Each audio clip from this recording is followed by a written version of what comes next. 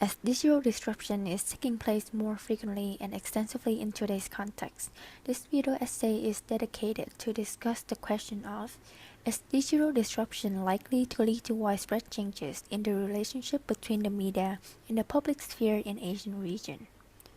We will address this question with a reference to a specific case study, the rise of interactive beauty reality shows in Vietnam, and how it has allowed Vietnamese online public sphere to define beauty in a more democratic fashion.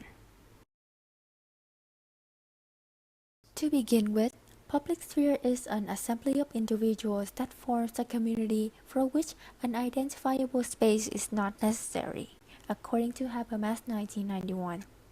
Whereby traditional public sphere usually takes form in on-ground gatherings such as meetings or conference, the nowadays widespread access to the internet and technology advance give rise to online public spheres on the social media platform.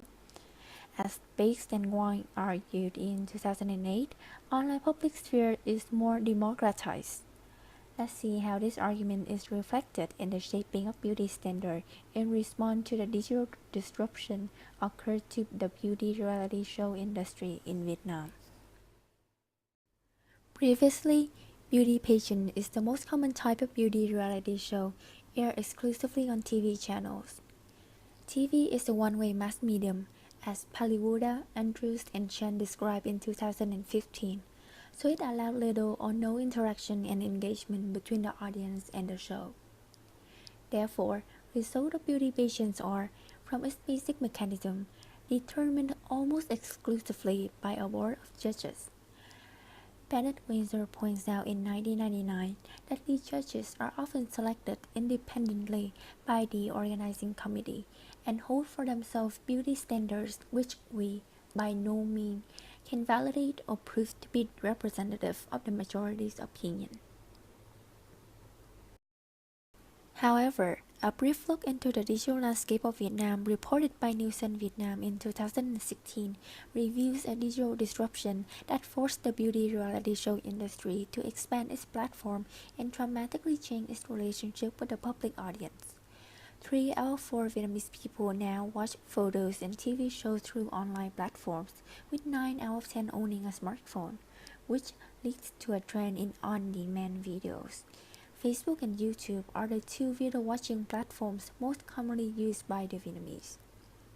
Beauty reality shows, therefore, are now reaching to its audience through not only TV, but also through Facebook and YouTube. Two prominent examples are Vietnam's Next Top Model, which entered Vietnam in 2010, and The Face, which entered Vietnam just last year.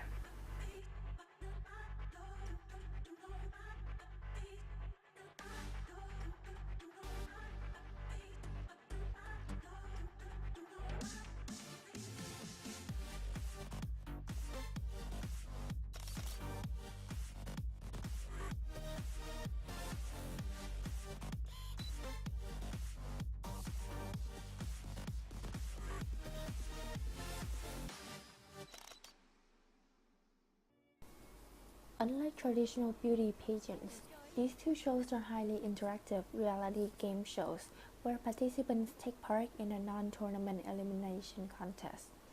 Both of them are fully released not just on TV but also on their YouTube channel. They also extend their digital footprints to Facebook and other local platforms such as Zalo, whereby they post content related to each episode and engage with their audience. Massive online public spheres will form as a result, since these platforms are widely accessible and highly interactive, with each comment section or each group being a hub for discussion. Fans are now being able to express and exchange opinions about the show, the contestant, and the judging process. These two shows are highly interactive also because of their engagement with the audience for the judging process, enabled by the expansion to online platforms. While traditional beauty pageants normally allow only one round of voting and spare just an additional prize for the most voted contestant, Vietnam's Next Top Model and The Face are well known for the power they give their audience.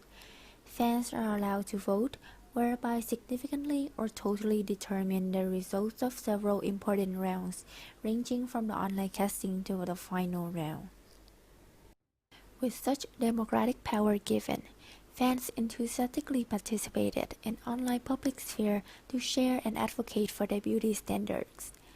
A famous case whereby public choice of the worthy beauty triumphed the judges and the traditional beauty standards is My Ngo's return in the final round of the Face 2016.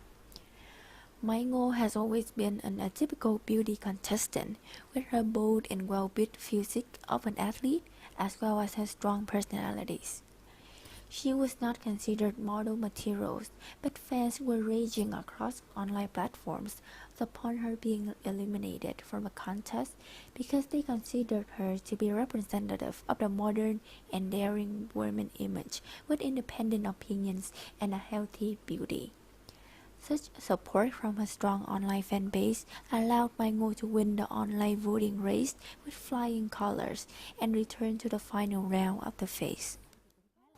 This example of My Ngo and the study into two popular reality shows proves that the two-way, decentralized nature of public sphere in cyberspace can provide a critical and democratic shaping of beauty standards, autonomous to the convention and authorities as argued by Dalbert in 2001.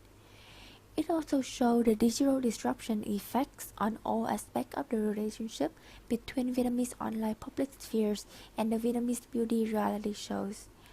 The production of the shows, which refers to its mechanic, the distribution of the show, and how consumers consume it.